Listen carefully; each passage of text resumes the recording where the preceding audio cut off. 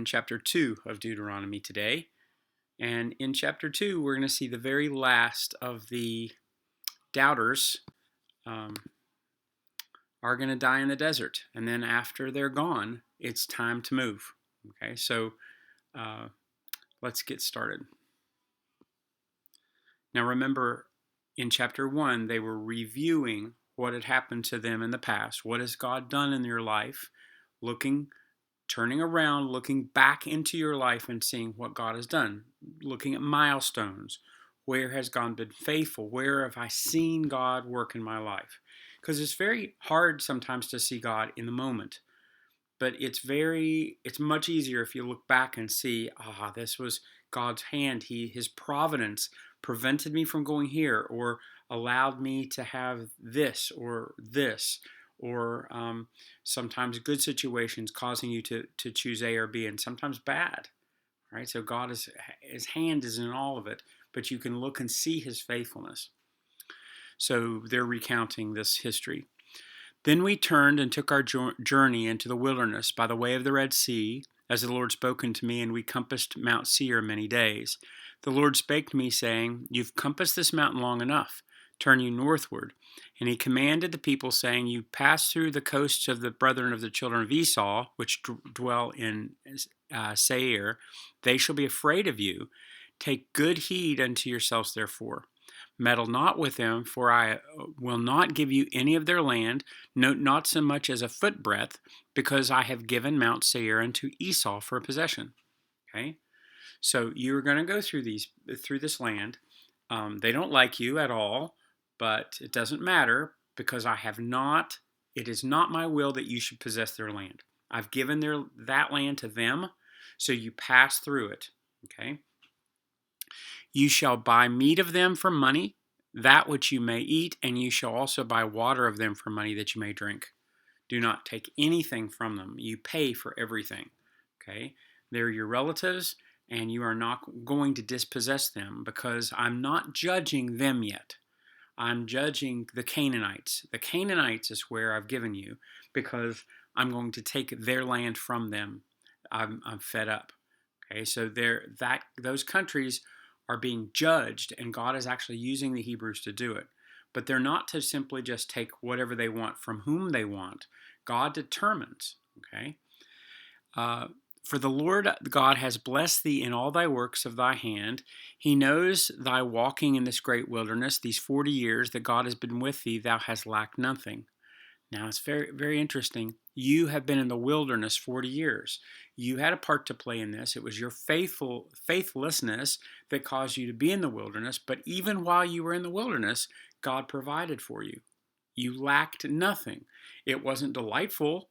It was existence. It wasn't wonderful, but you had everything you needed. God took care of you, even though your sin caused you to be not in the best situation. God intended blessing. You, through your sin, has caused frustration in your life. Those blessings were prevented. But even during that time, God still provided for you and kept you, and you lacked nothing. There's a lesson there.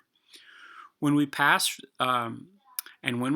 by from our brethren the children of Esau, which dwelt in Mount Seir, through the way of the plain of Elath, from Eziongaber we turned and passed by the way of the wilderness of Moab. The Lord said to me, Distress not the Moabites, neither contend with them in battle, for I will not give thee any of their land for a possession, because I have given Ar unto the children of Lot for a possession. Okay, so Lot, remember, was a close relative of these people, and I've given these people that land, and you are not taking it. So do not provoke them, because they're scared of you. Everybody's scared of you, and they will fight you. You will have war. If you are not careful, you will have war. So you mind your step, you mind your P's and Q's, and you pay for every single thing. Do not provoke them. The Emims dwell therein in times past, a people great and many and tall as the Anakims, which were accounted giants as the Anakims, but the Moabites called them Emims. The Orims also dwelt in Seir before time, but the children of Esau succeeded them when they had destroyed them before them and dwelt in their land, and Israel did to the land of the possession which the Lord gave unto them. He said, so I gave the children of Esau a land, I gave the children of Lot a land, and they dispossessed nations also. Okay, and you're about to do the same thing. So it's interesting. God chooses how long to allow people and nations, not, and he judges individuals, and he also judges nations. He judges families, he judges churches, he judges towns, he judges nations, and they will rise and fall. And he does tolerate. He doesn't judge immediately. He does tolerate. He's long suffering, but there will be a last day to even a nation. Okay, there was no nations greater than the Huns or the Mongols. They had a territory bigger than the Roman Empire. And what about Rome? There was nothing as glorious as Rome. They're all gone. Okay? Nations raise, nations are deposed, and God does this actively. Okay? So you can see they took these nations that were nations before them. You're not taking them because that's the land I gave them. You're taking the Canaanites' land because I'm judging them. Okay?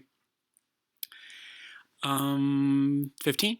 For indeed the hand of the Lord was against them to destroy them from their host until they were consumed. Wow. The hand of the Lord was against them to destroy them. That's terrifying.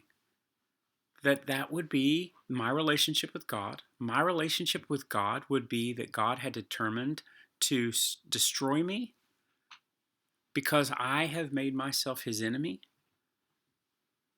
There are people that have made themselves God's enemy, and he allows them to breathe. He allows them, and he intends to destroy them. That's terrifying. That terrifies me right now. Okay. 16. So it came to pass when all the men of war were consumed and dead among the people. Now, what a verse. You could so easily miss that verse. You could read right over it and not realize that that's serious.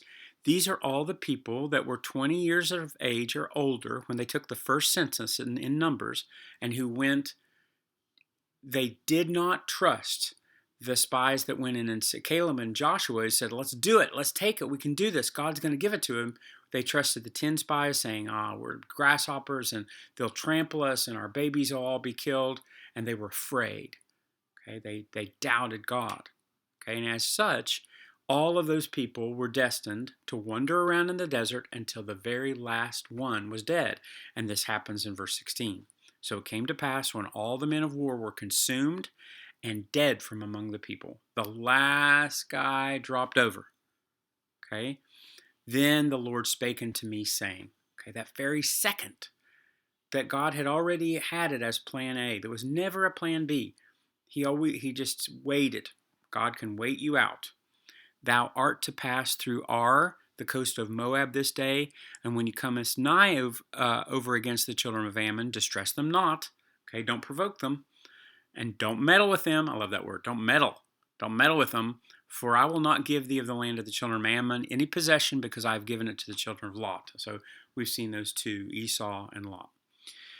That also accounted a land of giants. Giants dwelt them in an old time. The Ammonites called them Zamzumims. Zamzumims. Evidently, they were big guys.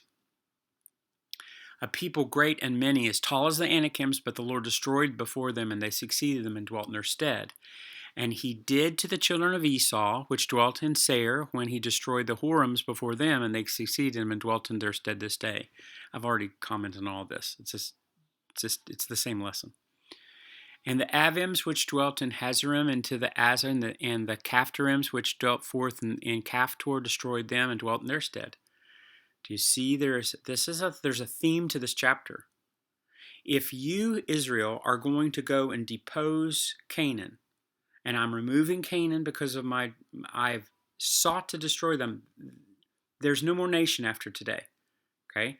They're over. They will not displease me openly anymore. There's a last day to their kingdom. Okay? Be careful, because there were nations before these people, and they took them, and now they are nations, and you're taking them. So do you see what the obvious logic is?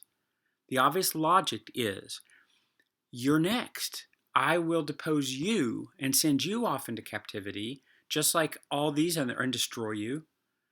And do you force me? I am giving you a covenant. I'm giving you a relationship with me in which you can know me and live in my blessing. But if you decide to live like these nations, you will follow these nations. The same thing will happen to them, will happen to you. In fact, it's worse because these people were all ignorant idolaters. They worshiped statues. You're worshiping the real God. And when you throw that away and decide to do as you please, that's more insulting than these ignorant people. These ignorant people are displeasing God through their ignorance. You're displeasing God through your knowledge, which is a billion, zillion, zillion times more offensive because you know what you're doing. And if these people are deposed, you will be deposed. Okay, there's a threat that's hanging over this land as they're about to possess it. So it's scary. Let me pass through along the highway. Tell the king, because I'm not going to give you any of this land, and will pay that thou shalt sell me meat for money, and that I may eat, and give me water for money, that I may drink. Only I will pass through on my feet. And as the children of Esau, which dwelt in Seir, and the Moabites did and are unto me, until I shall pass over Jordan, the land which the Lord gives us. Sihon, king of Heshbon, would not let us pass. Remember, this is still history. He's given a history lesson. Remember, Og and Sihon, they're gone, and they do get their land. Okay, there's 2.5 tribes that are going to be living in what's it called? Gibeon? No, not Gibeon. Not sure. It's on the east of the Jordan River, all of that territory that's now the country of Jordan. And Sihon came out against us and all the people to fight at Jahaz, and the Lord delivered him before us, and we smote him and his sons and his people, and we took all of his cities and utterly destroyed the men, women, and little ones of every city. We left none to remain. And the cattle we took for a prey unto ourselves, and the spoil of the cities which we took from Aroer, which is by the brink of the Arnon, from the city, the river. Oh, Gilead. That was what I was trying to think of. Gilead is all that country. There was not one city too strong for us. The Lord our God delivered us unto us. Do you see now? There's logic there too. If God fought for us in the past, he can fight for us now. If God deposed these people in the past, then God can depose you, even though you're about to take their land. All right, so there's warning. There's warning. God's people should live godly lives. They should not live as the other countries who don't know God, and you act like you're God. If suddenly whatever you worship, you act like that. To truly worship God, you will start acting and thinking, and your character will be like God's character. Okay, but if you try to be the say one thing, do another, the hypocrite, then God will judge you as he's judging these nations that you're deposing. And only the land of the children of Ammon camest not, near unto the places of the river Jabbok, nor into the cities of the mountains, nor whatever the Lord our God forbids us. Okay? All right, so I will see you tomorrow.